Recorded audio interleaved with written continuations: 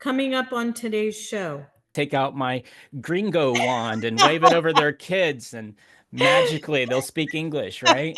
If I'm meant to grow and expand and become this amazing, crazy omnipotent being, I'm not going to sit here and just do one thing for the rest of eternity.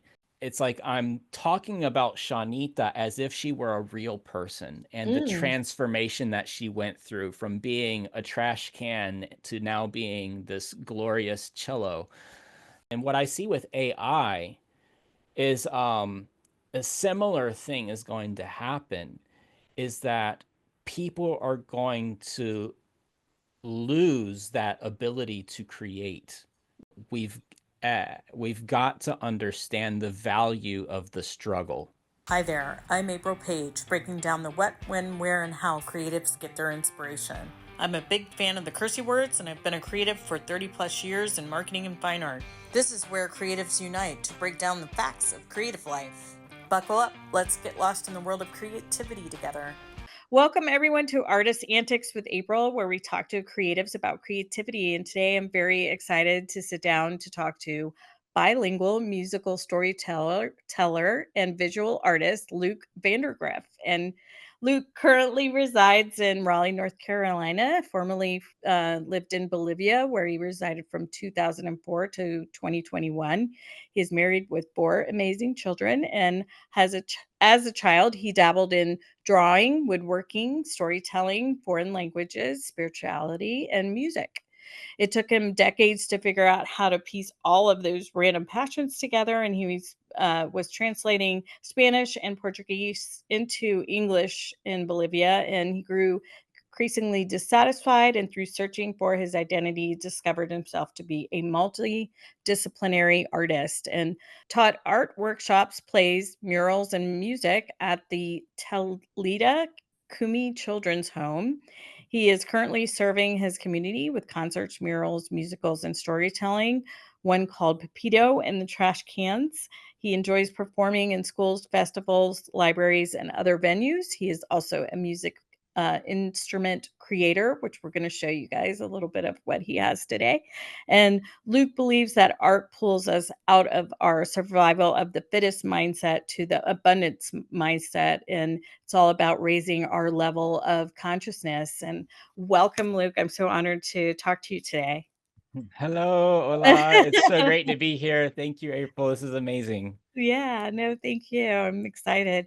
So, I want to start. I always ask everybody like what the spark of art or creativity was I know it started when you were younger, like most of us, but I just love to hear the story about what grew in your heart to become such a, renaissance man, so to speak. Yeah. Yeah, well, I mean, it's quite a story. I'll try and keep it brief, but yeah, I mean, so growing up, I was definitely in an environment that did encourage the arts. My mom had studied art in college, and my grandma, the whole family was somewhat artistic. My siblings as well, kind of all of us are artists in our own ways. And as a kid, yeah, I, used to draw and, do stuff like that, always, creating stuff, but never really saw art as a career path. Uh I can so relate with that. um what I was also very fascinated with foreign cultures Mm. and loved, like the idea of learning a new language and experiencing life outside of the US. I would, as a kid, I would think about like, what is it like for another kid in Russia? Like, how does he see the world, Um, and so, uh, also growing up in a religious family, my parents were pastors. Uh, I kind of found a way that I could fulfill my dream of traveling the world by becoming a missionary. Mhm. And so I pretty much stuck to that dream all throughout my childhood and up into college. And once I graduated college in 2004, I majored in Spanish. uh, I was gone. I went to Right. Bolivia and spent the next, 15 years or so in Bolivia trying to be a missionary. And at first it was great. It was a pure adventure, just getting to know this completely different culture, learning the language, not only learning Spanish, but having to learn like Quechua, one of the indigenous languages as well. Interesting. It was super cool uh for a while, but then, after like a year or two or three, it's kind of like, the adventure's over. Right. This is just life. This is just Yeah. where I live. Right. Um, Starting to get a little bit tired of Bolivian food. Like I would like to try something different now. You know, but then it was not only that, I I just started to realize that I didn't quite fit in the church environment. Mm, Um, I also taught English to supplement our income, and I hated teaching English. So I got out of teaching English and I got into translating documents from Spanish and Portuguese into English. And that was exciting at first, but then quickly became overwhelmingly boring and tedious. yeah. Um, and I really kind of started to go through this major, major identity crisis uh, because I just didn't know who I was. My entire life, I'd wanted to be a missionary, but now that's not working out for me, and I don't want to be that anymore. But that's kind of what everybody in the US expects me to be. In Bolivia, everybody expects me to be an amazing English teacher because I'm a native speaker, and they think I'm going to take out my gringo wand and wave it over their kids, and magically they'll speak English, right? But Yeah. actually, I was not a very good English teacher. There were other Bolivian English teachers that were way better than me. Okay. The only advantage I had is that I was a native speaker, but Right. that doesn't mean I know how to teach it, you Right. know? No, that's a really good Um, point. Yep. Hmm. and then it was just like I have all these like crazy ideas going through my head about wanting to fabricate instruments, and I want to learn how to paint, and I want to write songs, and I want to do all this crazy stuff, creative stuff, but it's like how am I going to pay the bills? Right. And so yeah, I went through this major identity crisis, but I felt very strongly in my gut or my intuition that I needed to pursue my passion, which was for the arts. And that was hard. It Yeah. took, I mean, I went through a time where I hated myself. Yeah. I just hated myself because it's like I'm supposed to be a provider, but I can't.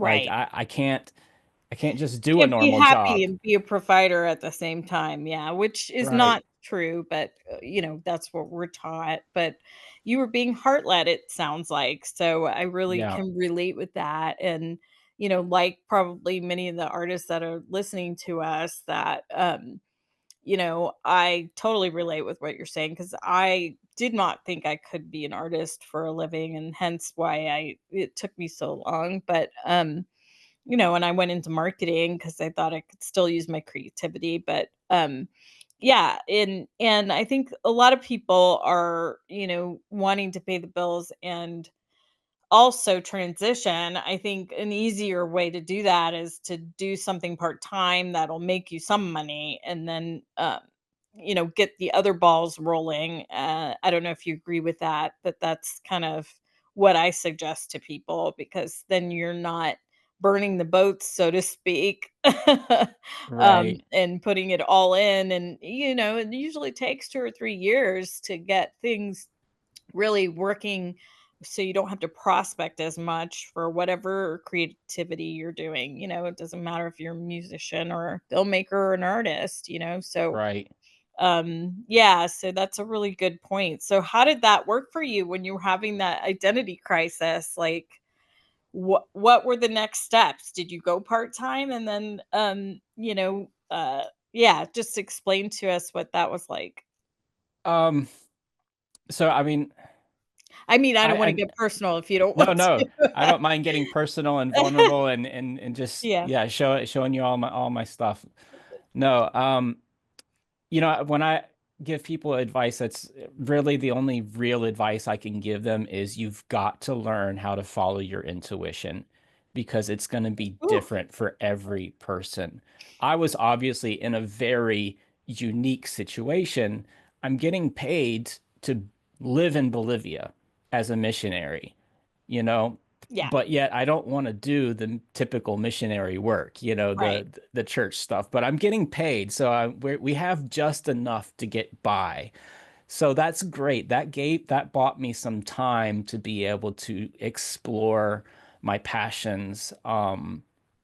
There was a time though, like, when I'm starting to go through this identity crisis and I'm trying to get away from teaching English and translating and stuff, and I sat down to like pray or meditate and I had this vision, like I saw myself in like a circus and I'm on this tower and I'm clinging to this tower and I knew that the tower represented everyone's expectations of me. Right. The expectation to be a provider, the expectation to be a missionary, the expectation to be an English teacher, and I'm just clinging to this tower like I'm scared of heights or something. Yeah. Um, and then I look over and there's another tower, but this tower is made of passion and faith and beauty and your dreams come true. And there's a rope between the two towers. It's a tightrope. And I see Jesus, who's kind of like my spiritual guide, and you're free to have Right. whatever you like. I'm not against any of that, but this is the person that I see. And Jesus is on the rope and he's saying, follow your passion. And I'm Yeah. like, my passion, but my passion is for art and music and creative stuff like that, but nobody's going to pay me for that. Jesus, you're crazy. It's not going to work. Yeah. But he just kept insisting, follow your passion. And so eventually I let go of the tower and I took him by the hand and we step out on the rope and we begin to walk and I'm starting to get the hang of it, and we're, starting to bounce, up and down and play. And then I fall off and I land Oh, in this net. And like the net is like, uh, held in place by angels and they're just kind of smile at me like, yeah, good job, give it yeah. another try. Right. S- They got And you, is basically so, what that means, I think. Yeah. right. Yeah. And then I climb up the tower again. And now I'm just, way more confident. And so I run out on the rope and I just pass Jesus by and I run all the way over to the other tower. And I'm kind Mm. of like, yes, like I made it. I'm on the other tower, all passion and beauty and dreams. And then Jesus is kind of like staring at me like, no. And No, it's you like, haven't made it why? It's like, yet. yeah, like it's like that's not where I want you. Where I want you is to be on the wire Oh, in geez. in the tension between reality and dreams. Woo. Um, and so I actually just released a song called Dance on the Wire, and it's about this Oh, experience. awesome. We'll have to put It's that in the description. Yeah. yeah, it's a really cool spoken word slash song piece. Mhm. It's fun. But yeah, that began to that experience, though it was not like, transformative, like I came out of this vision and all of a sudden I'm a new person. It wasn't anything like that, but it gave me that nudge that Yeah. I've got to start taking steps. And I Well, actually and I find, if you don't listen, he'll hit you over the head with the 2x4 and, wipe that tower you were holding on to of fear out from under you where you don't have a choice anymore. Like you have to walk the wire. So, yeah, and then that's, even more fearful you're going into it because now you're being forced. And there's a ton of anxiety and all kinds of things around, insecurity and stuff like that. I'd love to stay there for a second and just ask you, like, now that you're on the other side, right? Well, in the middle, on the wire, Yeah. living, living a more passionate life. Can you tell the people that are listening to us, like, was it worth it? Was it worth, all the letting go and letting go of the expectation and going after what you love? How do you feel now that you're, kind of doing it? Well, I would definitely say you have to count your costs. Yeah. Um, and it was costly. Mm. Um, I I decided to stay, to pursue my passion, to figure out how to live on the wire and be at rest. And it cost me a lot, because, well, let's just be frank. It cost me my marriage. Oh. Yeah, currently going through divorce, you know. Oh, I'm so sorry. Yeah, but at the same time, I feel great. Yeah. You know, No, I get I that. and it's it's kind of like I'm at a place where, gosh, I was able to let go of all of the victimhood and the I can't, the oppressed, the poor mentality, just all that stuff. Um, and I'm at a really, really good place right now Oh, that's good. where I get to do what I love to do. I get to spend almost every afternoon with my kids, Mm. you know, and it's amazing, Oh, you that's know. wonderful. And That's of good. course, I don't necessarily want everyone else to go through the same, Yeah, thing. I don't want process. everyone else to get divorced. No, Yeah. please don't, figure out how to fix it if you can, you know. Um, Yeah, but unfortunately, that was just kind of byproduct. an Yeah, yeah, a byproduct of me saying I'm going to follow my intuition and I'm gonna do what I know is true to me. yeah. And unfortunately, the other person wasn't able to accept that. Yeah. But yeah, I mean, But now it's you're doing great. I mean, talk to us about your different types of art. So I know woodworking, storytelling, fine art, plays, murals, music. Like, in all of that, how would you rank like your top three? And then what are you working on in those top three? Yeah. okay. I know Well, that's a hard question, but yeah. Okay, so number three would be visual art. okay. I'm a painter, so I'm usually working with like acrylic and latex.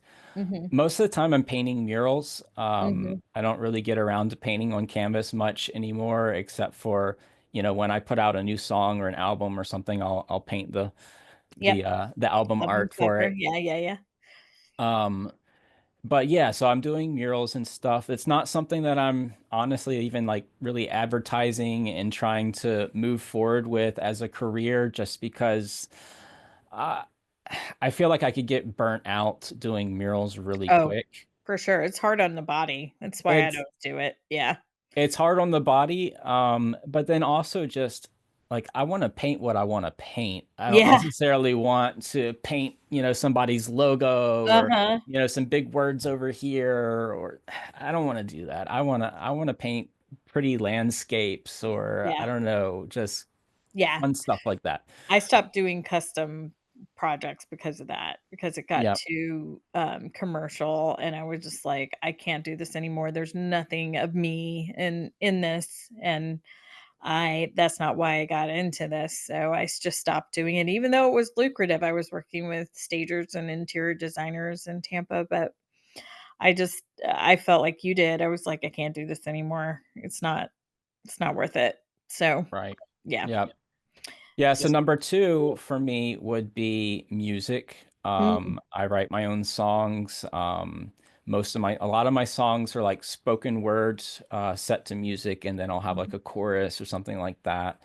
So that's definitely um, just a ton of fun. I can't say that I'm really getting paid much money to do that, but what I am getting paid for is my storytelling.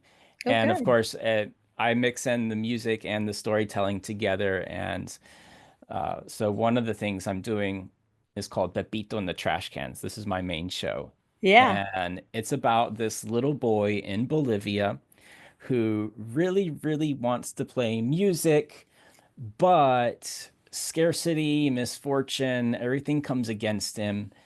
And so he has to overcome, and eventually he overcomes by making his own instruments out Mm, of bottles, cans, just, random objects and stuff. And so that's where I bring in my homemade instruments and I play them all throughout the story. that's And so, awesome. yeah, it makes for a really cool show. The kids just love it. They're just waiting to see what's the next thing I'm going to play, um, and what it's going to sound like. So, Yeah, but it helps to promote them to like emotional learning to guide themselves and to see how yeah. how to do that. So I think that it covers like a lot all in one. So how did you come up with the pepito and the trash cans? Just from looking around on the street, or where was the inspiration from?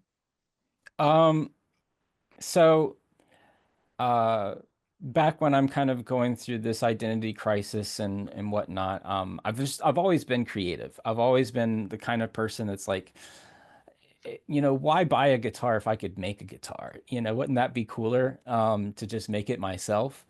Um, so, I dabbled with, creating my own instruments, percussion instruments and flutes and stuff like that out of PVC pipe. But I had this idea that um, of going to children's homes or orphanages and teaching the kids how to make their own instruments. And so I approached a children's home down there, Talita Kumi, and they loved the idea. And they said, yeah, come on. And so I started doing that with them. We just started with bottles and we started doing percussion with bottles. Yeah. And then I went on and taught them how to make flutes out of PVC pipe and whatnot. And it was a lot of fun. That's kind of where they just kind of really adopted me into their environment and Hmm. allowed me to explore and do all kinds of stuff. I wrote plays, I, painted my first murals there. But then, I was like, man, I really want to inspire these kids, and not just these kids. I want to go to other children's homes and inspire them to be creative, but not wait to have all the stuff, Right. not Right. wait to have enough money, not wait to have enough resources, but just be creative with what you've got. Yeah. And so that's where I started writing Pepito and the Trash Cans. And I got to perform it at two children's homes, and then COVID hit, and everything got Right. shut down. Right. And then 2021, uh, felt very strongly that God was telling us to move from Bolivia to the United States, which I was like, hell no. Right. You were Because against that, yeah. yeah, I was like, no way. I mean, I just figured myself out Right. as an artist in Bolivia. I know how to do this in Bolivia. And then God's like, move to the US. And I'm like, but I went ahead and took the challenge. We moved here, ended up getting like this amazing mural job where I worked with this other artist for 9 months straight, full time, painting, Wow. painting, painting. Yeah. um, yeah, it's massive. It's out in Wake Forest. But yeah, but during that time, well, actually after that job was over, I was kind of like, now what do I do? Right. Um, because that job was over. I didn't have a regular job. My wife at the time was definitely pressuring me to go out and get a normal W-2 job, Yeah. but my intuition was saying no, Right. absolutely not. Right. Um, and that's when I started to go back to creating the instruments and wanting to redo Pepito and the Trash Cans for an American audience. Gotcha. And yeah, it was hard at first. I spent, I invested maybe 2 years into creating this thing. Yeah. And kind of barely making it, teaching. I taught, like at a sip and what is this place? A paint and sip Yeah. place, I Yep. taught people how to paint. And I was doing face painting and balloons for birthday parties and stuff like that. Lots of random stuff, Yeah. if my brother needed some help in construction, okay, I'll go help you do that, just Right. whatever to make a little money while I was creating Pepito in the trash cans. And now I'm getting to perform Pepito in the trash cans at festivals, at Right. libraries, schools, theaters, and it's awesome. I love it. Yeah, no, I think we'll put links in the description because I know you have some video out there that I saw of you performing that. So I'd love to add that in. Can you share with us some of the instruments you have there? Yeah, sure. So, I mean, it could be something as simple as rice in a bottle, Right, as a shaker. Oh, interesting. Yeah, you know, um, bottles themselves, you can, right here's an instrument, right. you know, um, Yeah, I used to take glasses, my grandmother's glasses, and put different water uh-huh. levels on the table and There make you go. different tones. Yep. And yeah, they got pretty annoyed with me when I did that. This is a zampoña, which is a typical Andean instrument, so typical of Bolivia, Mhm. normally made out of cane, but this one's made out of PVC pipe. We can't hear that one. No, you can't hear it? No, Dang that's it. okay. We could hear the other ones. Okay, let's see. Let's see, maybe this one. And a flute. Y Yeah, we heard the first part. Right. Yeah, I have lots of like, let me show Oh, you that those are cool. so this is my ukulele. It So it's made out of a bamboo bowl that I got from the grocery store. looks like a Um, Spanish one, actually. Yeah, yeah, and yeah, so they then have a it's like, shape similar to that. wood that I just, random wood that I found in the garage Right? and yeah, put it together and Very good.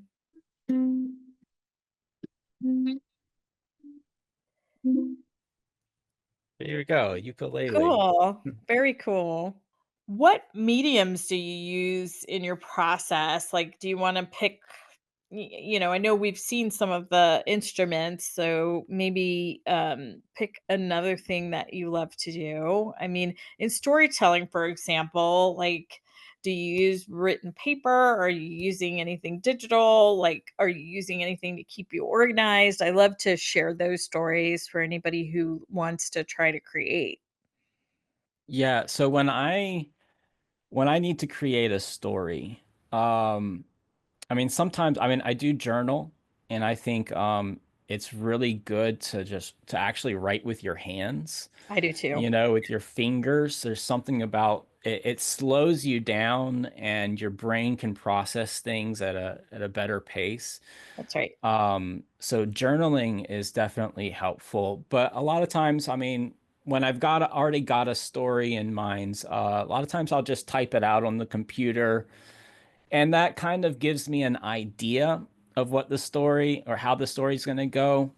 But really, for me, the story doesn't come together until I stand in front of a microphone and I speak it and I just tell the story, imagining that I'm in front of an audience. Right. I just tell the story over and over and Yeah. over and over again. And after about 100 to 200 times, I finally start to polish that Yep. story into something that's actually useful.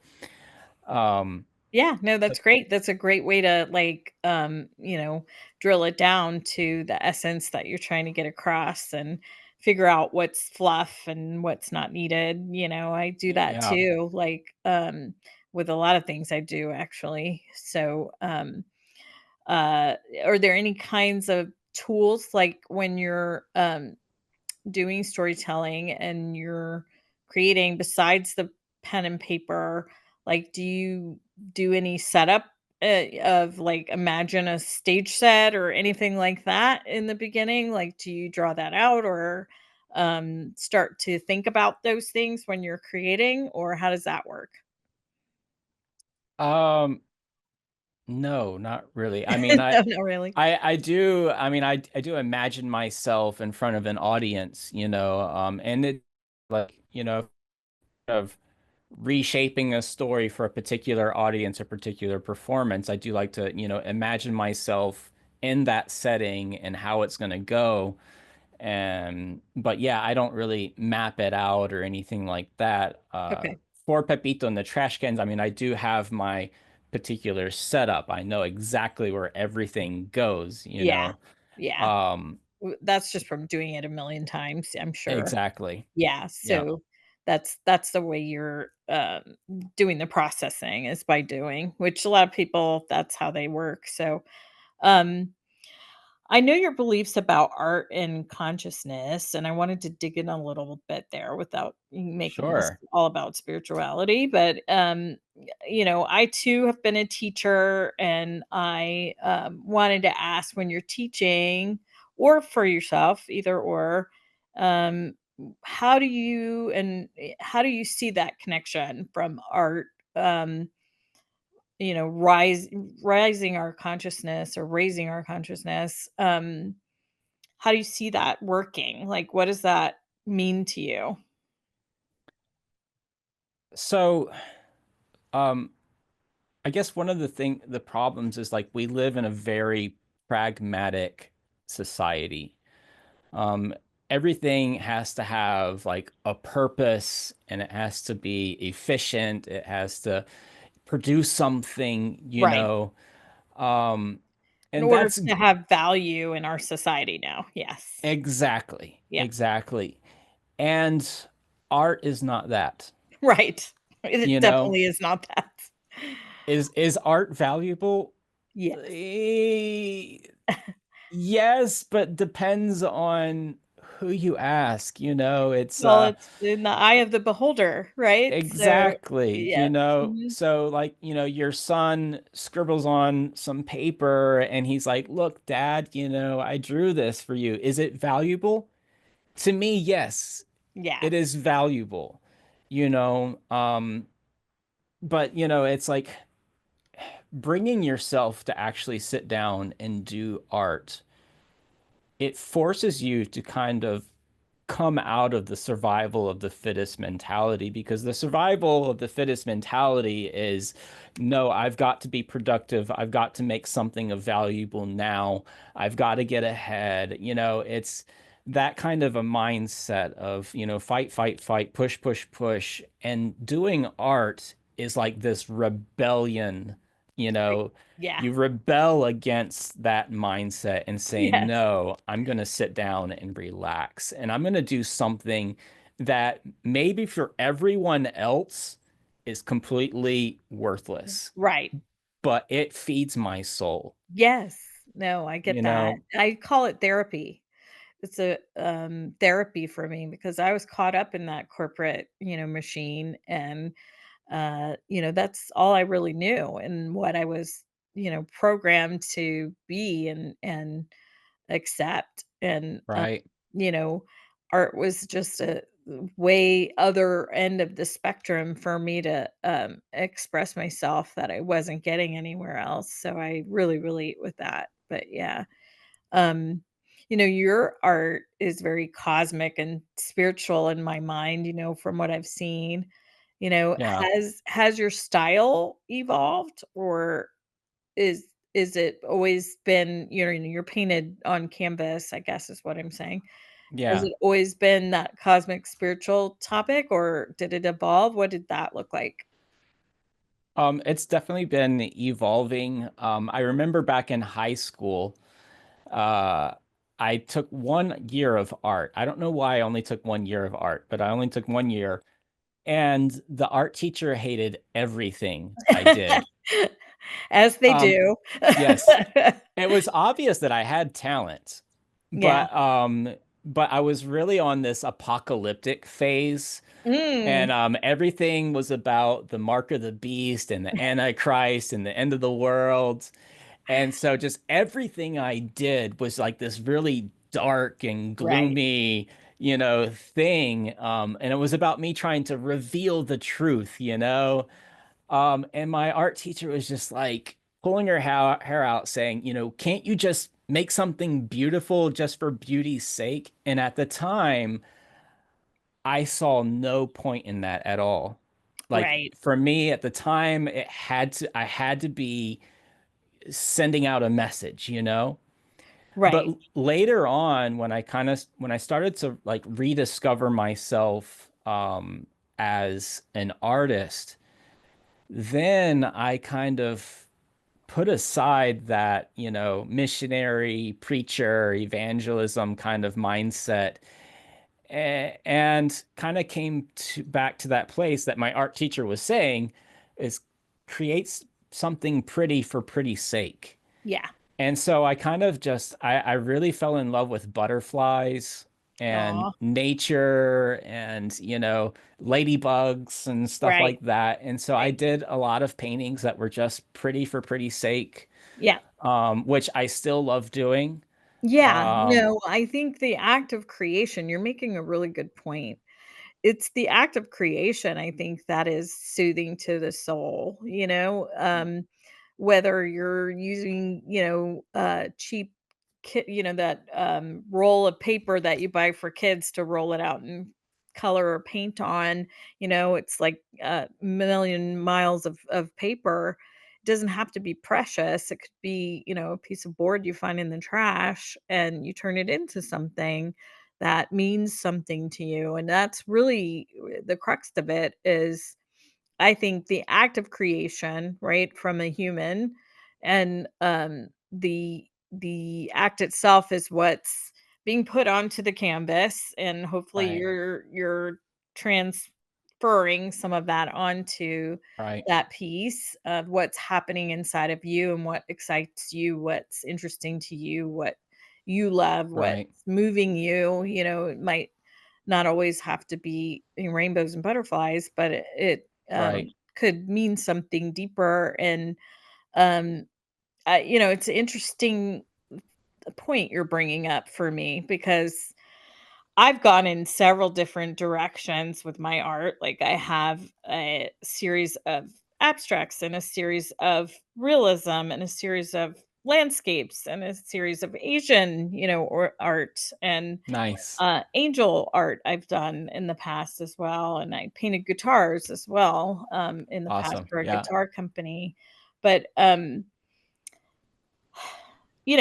and my mentor, and I'd love to discuss this with you because my mentor was saying, I needed to pick a lane, and Hmm. I didn't agree with him because I think that, especially now, like 10, 15, 20 years ago, that might have been true, what he was telling me, that you need to be known for something. Like, the New Orleans guy who paints the Blue Dogs, right? So he's Right. known Yeah. for that. And everybody knows that when they see it, who it is and who painted it. And it's in different, landscapes. He puts this dog in different, scenarios, but it's still the same dog.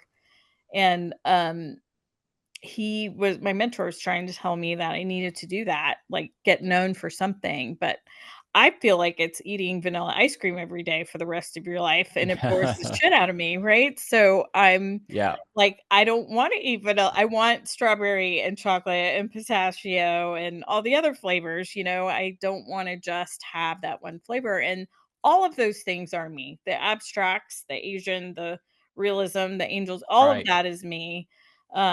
So we had that argument pretty often. Um, and I'm still not doing that. So I don't know if he's right or not, but yeah, I just wanted to hear your thoughts because it sounds like you feel the same with all the things that you're involved with, that you'd like to do all the things and not just limit yourself to any one. I I know the do. storytelling is working for you right now, which is probably, maybe gets more time than the others, but you're still doing the other things. Yeah. Right. Yeah. No, I definitely do. I feel like um, our nature, our very nature as humans is we are creators. Mm, And taking it from the Bible in Genesis 1, God says, "Let us create man in our image and likeness." So God is a creator and he makes little creators, right. you know. And so like when we sit down and do art, we write a song, we do something like that, like we're tapping into our essence of who we are, you Mm, know? And I think that we're, in essence, we are meant to grow up into gods. Like, we are called the sons of God, right? right. So if we're the son of God, the son grows up into its father. Right. So we're supposed to grow and expand. So if I'm meant to grow and expand and become this amazing, crazy omnipotent being, I'm not going to sit here and just do one thing for the rest of eternity, Right. right? That's I a mean, very good point. uh, and so it's Yeah. like I've got to expand, Yeah. I've got to try new things. I Yeah. can't just stick to doing one thing over and over and over again. Yeah. I gotta grow, you Yeah. know.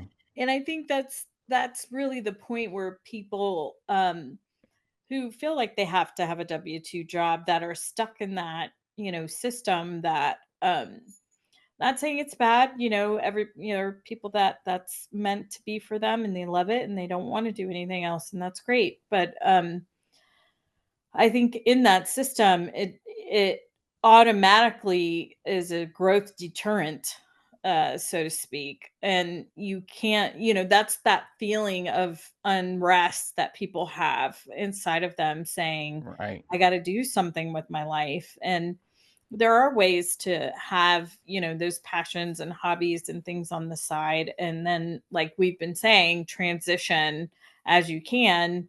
Right now I'm working less hours so I can put towards what I love. And it's a right. sacrifice, but that's what has to happen in order to put the brake on one a little bit and put the gas on the other, so it's a balance. It's a Yeah, balancing act. It's all about balance. But it I is. think we all should be creating. I have people say, "Oh, I can't even draw a stick figure." I said, "Okay, well then, do Tai Chi, move your body, or get into something that you love. Maybe Yes. you love roller skating. I don't know." Or, that's coming to be a new thing again.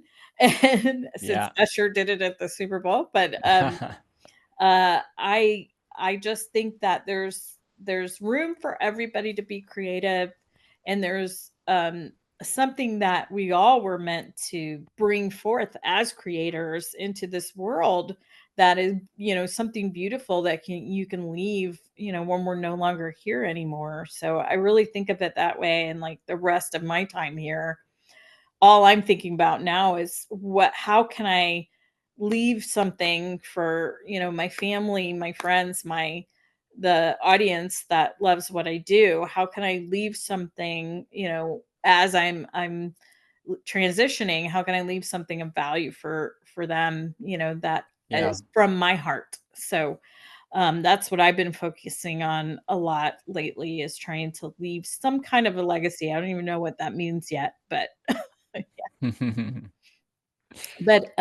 do you have a favorite creation story today? Like funny, ambitious, meaningful, like any story with your students, any story creating music or creating a instrument? Like, is there anything you want to share? I'd love to get some of those behind Yeah. stories.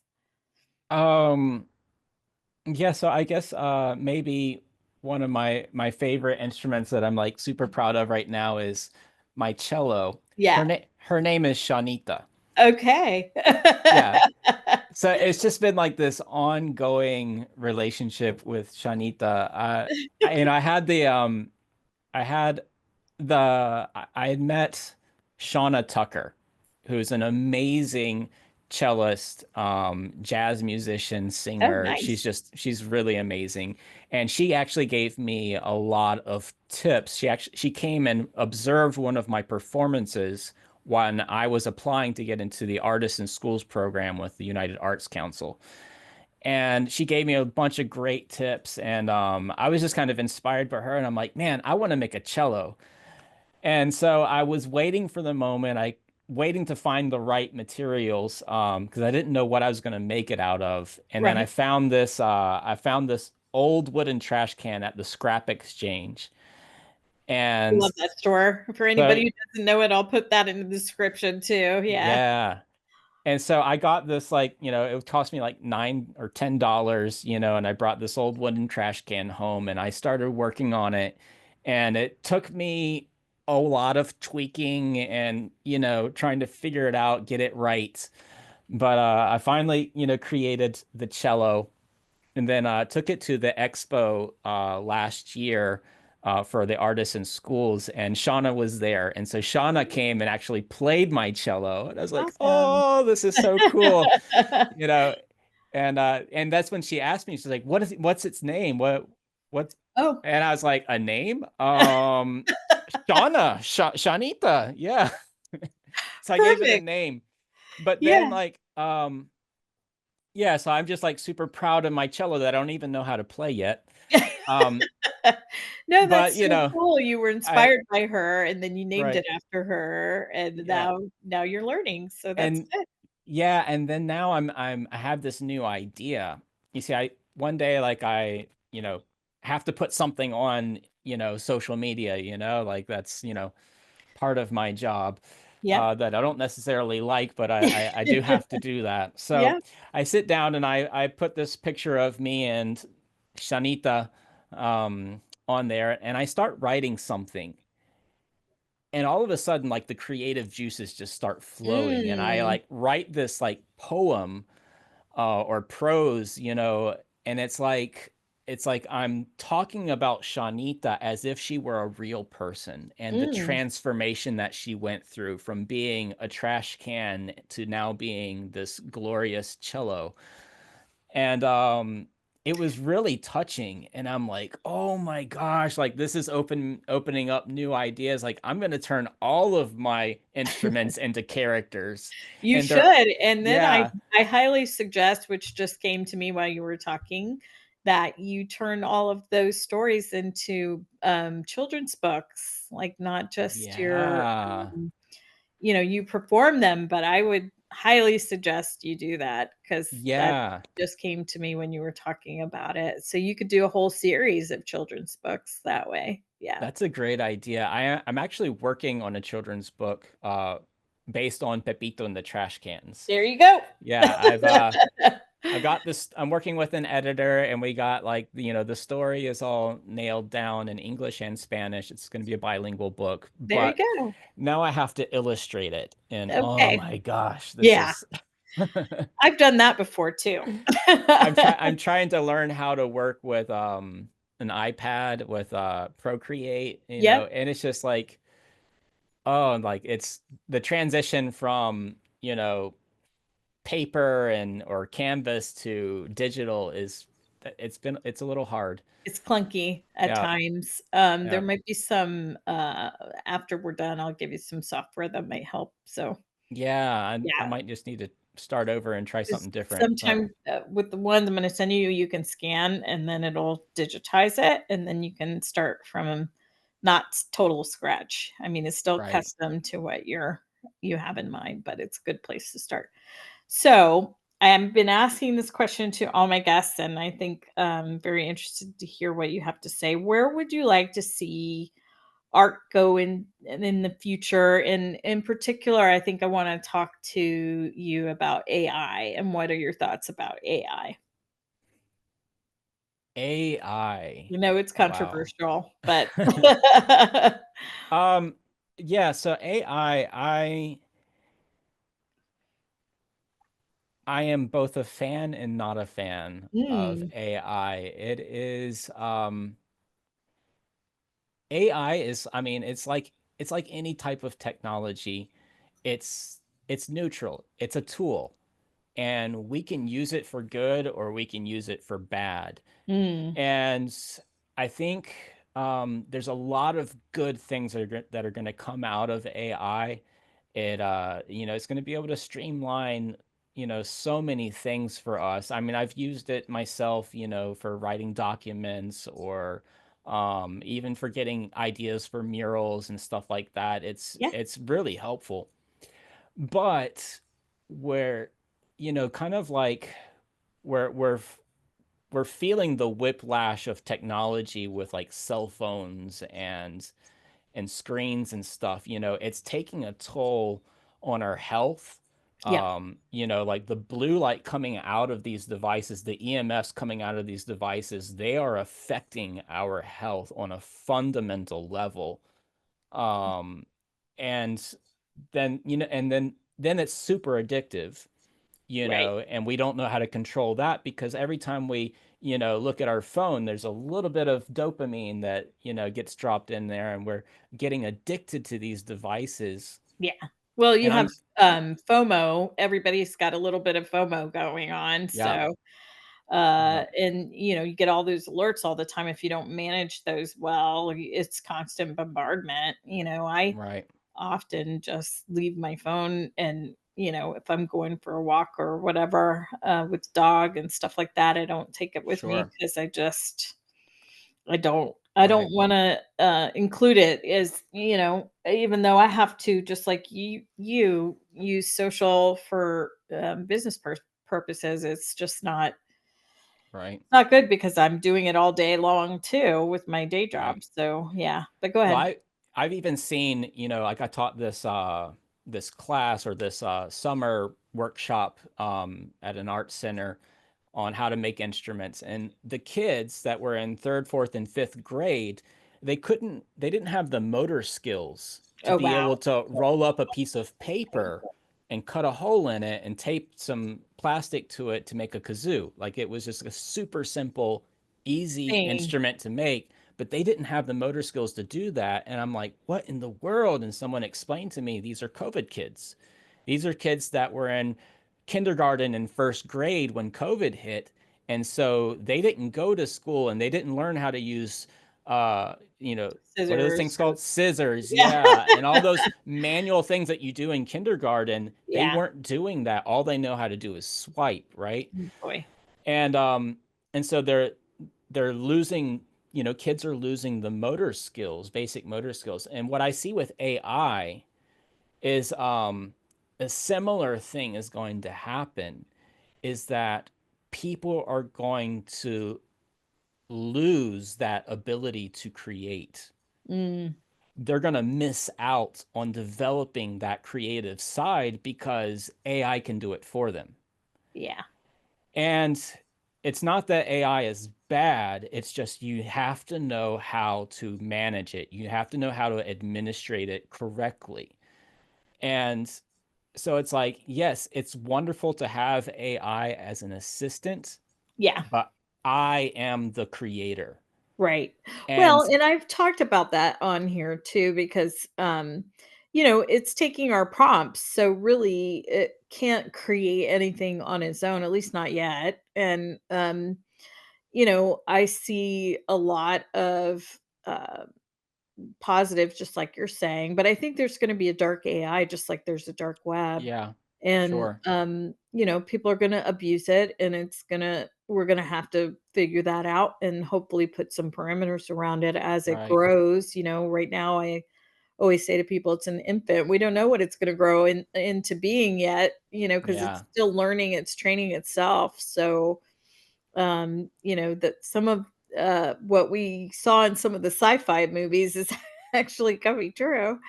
And I use it every day. I use it for all kinds of things that I do, with my business, personally, with Right.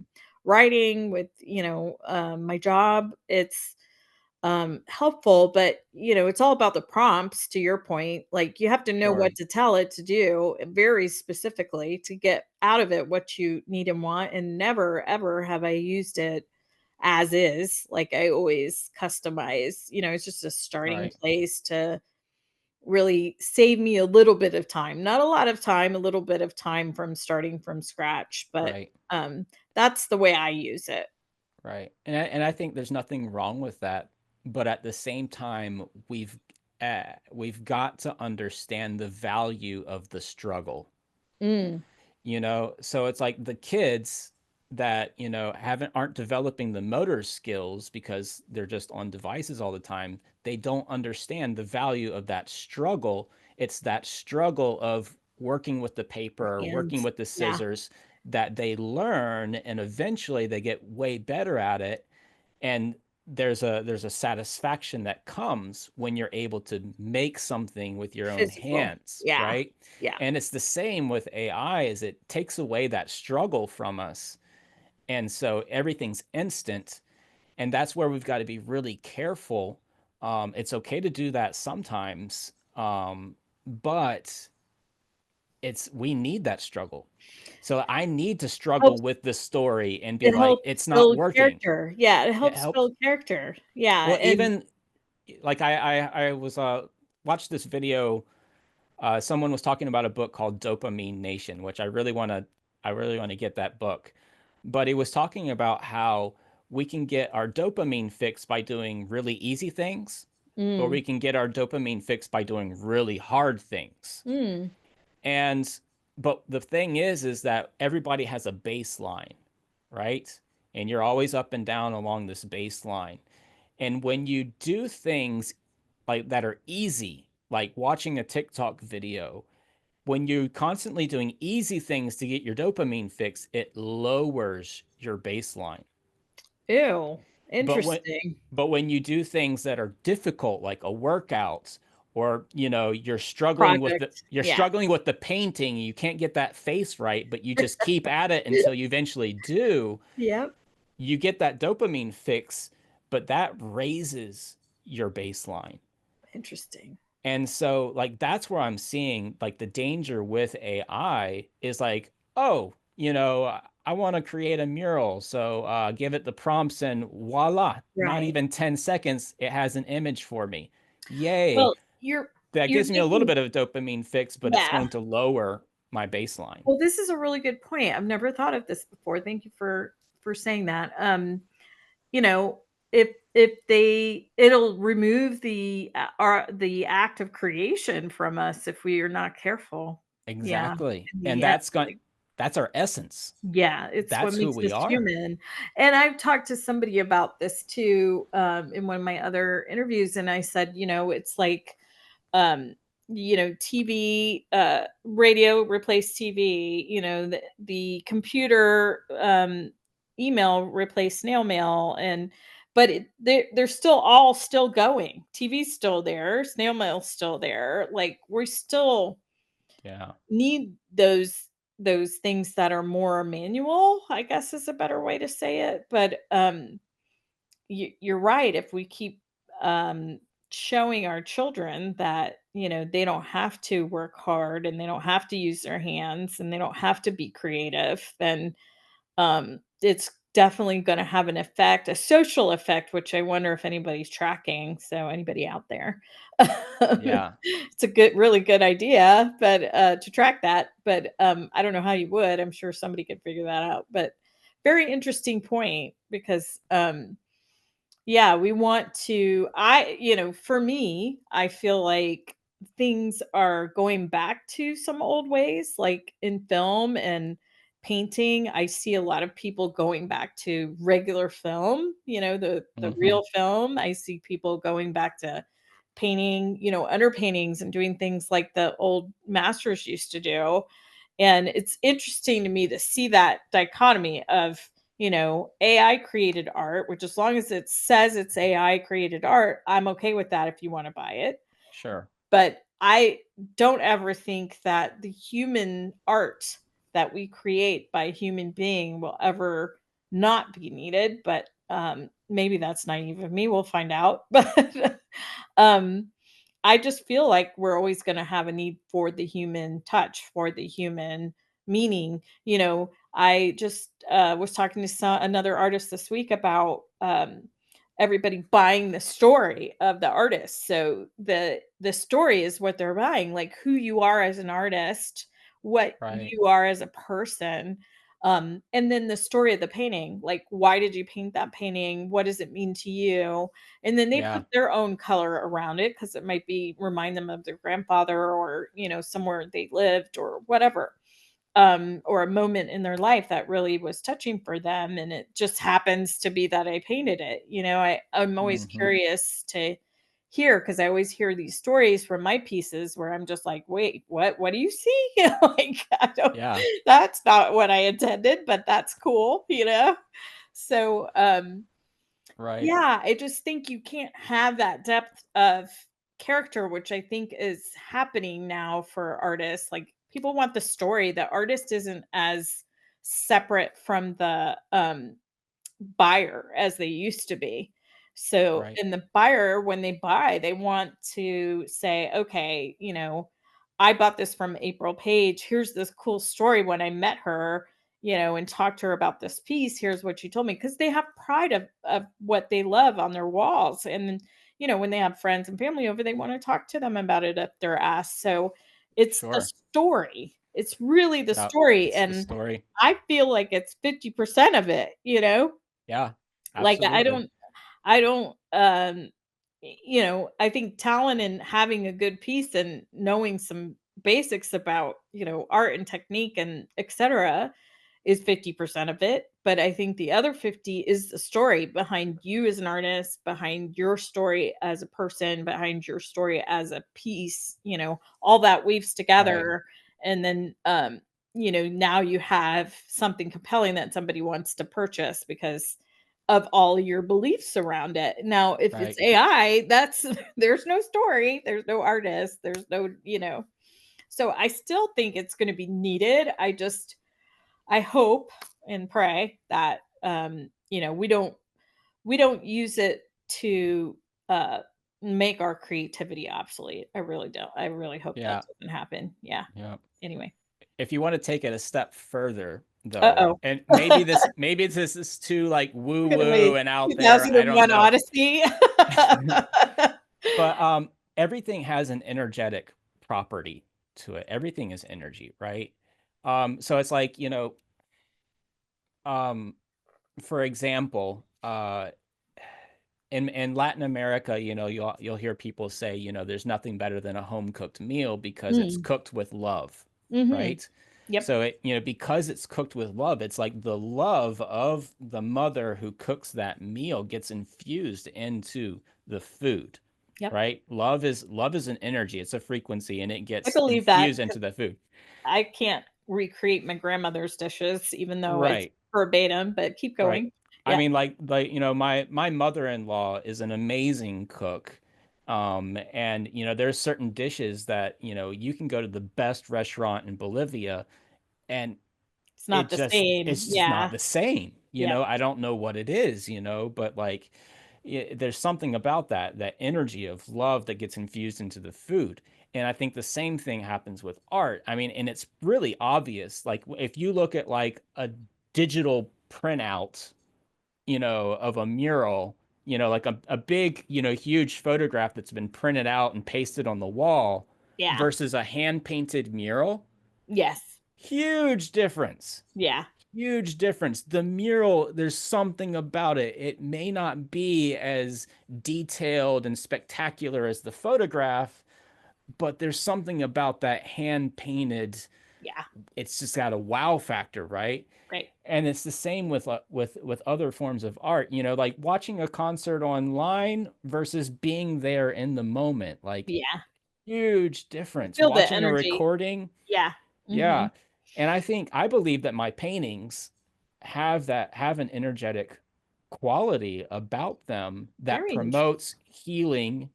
At Mm. least that's what I'm aiming at. That's something that I want, is for my stories, my music, my paintings, all of it to somehow carry this energetic property that raises people's self-esteem, that raises their level of consciousness, that helps bring them into a place of beauty and wonder and awe. Oh, that's wonderful. I Oh, mean, that does that's, my heart good. yeah, That's you know, beautiful. I'm happy to hear you say that. Yeah. and that's something that AI is never going to be able to do. Oh, yeah, for sure. And It can create something, but it's just not going to have that wow factor And as it would a human creating it. yeah, and it's funny you're saying this because I'm in the middle of creating a new style. Okay. Because I'm growing as a person and so is my style. So right now all my pieces seem very flat to me. So I'm Mhm. trying to impose some of that energy onto the piece. And I'm trying to figure out what that means to me. Like if I throw some paints randomly, or, I have a box of what I call toys where I, have kitchen items and computer stuff and dog toys, and I roll them across the canvas just to make those marks that I Yeah. don't have control over, right? And then Right. it's this razor's edge in my mind of that technique and knowing perspective and color and, all the things, right, that we learn. And then the other side of it is you have to be I don't know, strong enough to let go of Oh. that control and judgment as you're creating. And my Mhm. mentor tells me I have to get out of my own way, like basically get out of the way and let just your physical body take over in the creation. And I'm like, Right. I don't understand how to do that. Like I'm using my motor skills, Yeah. using my brain to move my hands. So I'm I understand what he means, and I have been in the flow before where I knew something was happening that was not, directly from me. I was kind of channeling that energies like what you're saying. Yeah. But it happens randomly. You never know when, and when you want it to happen, it's definitely not going to happen. And, um Yep. so, yeah, I'm just trying to feel my way, so to speak, onto something new. And I'm still exploring. Like, that was another question I was going to ask you about experimentation and play. I mean, I think that has 90% of what we do as artists is play around until we hit on Yeah. something. And, Yeah. everything doesn't have to be so precious. I have a lot of things that I paint on and practice on. And sometimes when I want to do it quickly, it could even be just a regular sheet of printer paper. I'm like, Right. I just want to test this out real quick. I don't have time. I have like 4 minutes. Let me throw this on and see if it works. Like I'm mixing chemicals or mediums or whatever. Yep. And yeah, so I just feel like, it's really important to play. It's really important to be authentic to yourself and, Absolutely. grow with your work. To my mentor's point, now, now I'm going to have a whole new style, so that's going to change a lot. And part of that style is letting magic happen, without my control, things I don't have control on, Right. and meshing that with things I wanna have control of. So, and Right. I chose these 2 artists that I love, and I'm trying to kinda do a mash of them, of their styles, and include myself in there, and, Yeah. see what happens. And so, one of them, he paints, like, let's say, a horse or whatever, and then while some of the paint's still dry, he takes a squeegee and just, goes all over it. And I'm like, "Oh my god, you just ruined that horse," and then comes Yep. back in and paints some more of the detail back in, but now it's got movement and energy, and, it's not just a horse. So, Yes. I'm trying to figure out what that means to me, what these marks are gonna be for me, my style of putting energy on paper, and not just, I'm trying to be free, but also experiment with the freedom. Like, is this type of freedom where I want to go, or is it this lane or that lane? So it's interesting you're talking about that. So do you experiment? I mean, I'm sure you do, but yeah. Yeah. Well, I mean, like every instrument I make is definitely an experiment. Mm. Um, I don't I don't really make like the same instrument twice. That's people have asked me like, well, don't you want to make those and sell them? And I'm like, no, that's no. I love the experimenting. I love the playfulness of it. When I'm painting, it's the same. It's just like you know, it, yeah, I love the playing with it. I've gotten to paint a lot alongside Dan Nelson, who is a much more experienced painter than me. And he's taught me so much, but the way he paints is just layer and layer and layer Mm, of transparent paint. And the he way will, oil painting works. Yeah. yeah, well, he'll do the under painting in acrylic, Mm-hmm. and then he'll come back on top and do the final touches in oil. But like he paints with both hands Oh, interesting. really fast, and he'll take these like color pencils, a black color pencil, and he'll draw things out just really squiggly, Right. scribbling and stuff like that. Mark He'll making is he'll what I call it. Yeah. Yeah, he'll put Mm-hmm. random colors all over the canvas, Yeah. and then it's just like little by little, he'll like, okay, we'll start putting down, a transparent light blue for the sky, and we'll, some green over here and some orange over here. And then, oh, we're going to make this building here, but then he kind of does it really loose. And Yeah. then he'll come back and he'll paint the sky again and kind of tighten up that building, Right. and then he'll go and he'll like almost like mess it up on purpose, Mm-hmm. and then come back and fix it. And it's something about that layer upon layer upon layer, Well, he's messing it up and fixing it yes, again. yes. And That's great. it's like you can sit there and look at his paintings, and it's just like you're The just drawn into it, because it's not just this flat, I made it I made a made the mark. mark in one stroke and it's Yeah. done. Yeah. It's super complex, and just like you Right. don't even know what color you're looking at. Right. Because he's It's put so much depth into it. And Yeah, that's a really great point. And I think that focusing it in and out, like what you're talking about, is something I'm gonna play with. I'm gonna use that. Thank you. yeah, I'm gonna yeah, try that and see what happens because that makes sense to me. One of the other abstract artists that I spoke with, she can't work on a white canvas. She's got to throw something on it that's not white, sure, like just to sure. start. It could be the ugliest color, it doesn't matter, or a color she wants to get rid of. And she's like, I just can't start with white painting. I Yeah. appreciate that because then you have a base, like what you're saying. There's a Mm-hmm. base to start building these colors and letting some peek through. There's another artist I follow who does red, like paints the whole canvas red and then does a Mm-hmm. landscape and just little pieces of the red peek through. Yeah, And you could see how it runs through the whole piece, but it gives it life, right? So, right. yeah, no, these are all really great tips for people out there. I think I'm gonna cut it off because I went way over my time with you. Thank you for being so gracious with your time, Uh, and it's been such a great conversation. For anybody who wants to get a hold of Luke, we're gonna put all of his information in the description, his video links, some of the things we've talked about today, as far as other websites and books. I'll even add that in there too. So thank you so much. I really appreciate April, yeah, thank you so much. This was a lot of fun. I it. really Yeah. appreciate it. If you haven't already, please like and subscribe. Feel free to nominate yourself or someone you know as our next guest. Thank you for being a part of our creative community. Stay inspired and keep shining bright.